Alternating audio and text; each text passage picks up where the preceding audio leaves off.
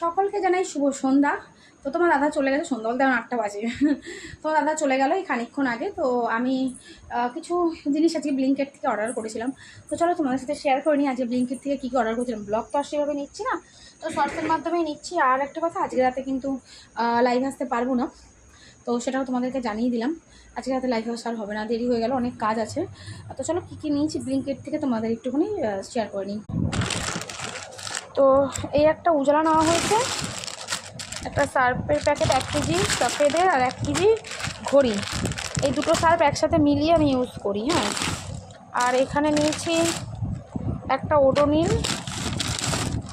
আর এই বিস্কিটের প্যাকেটটা,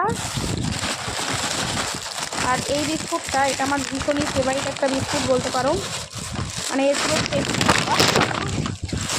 এই যে এই পুরো সেটটাই, এটা আমার খুবই ফেভারিট একটা বিস্কুট, প্রচণ্ড ভালোবাসি আমি এটা। আর একটা জিনিস হচ্ছে, তোমার দাদার জন্য একটা সেভিং ক্রিম, এই যে তোমার দাদার জন্য জিলের একটা সেভিং ক্রিম অর্ডার করেছিলাম। এই ছিল আজকের আমার ব্লিঙ্কিট থেকে নেওয়া। বাইরে বেরিয়ে নেওয়ার অত সময় হচ্ছে না অ্যাকচুয়ালি, দোকানে গিয়ে দাঁড়িয়ে থেকে বাইরে গিয়ে কেনার অত সময় সবসময় হয়ে ওঠে না। গরমে না আমার বেরোতে ইচ্ছে করে না সত্যি কথা বলতে।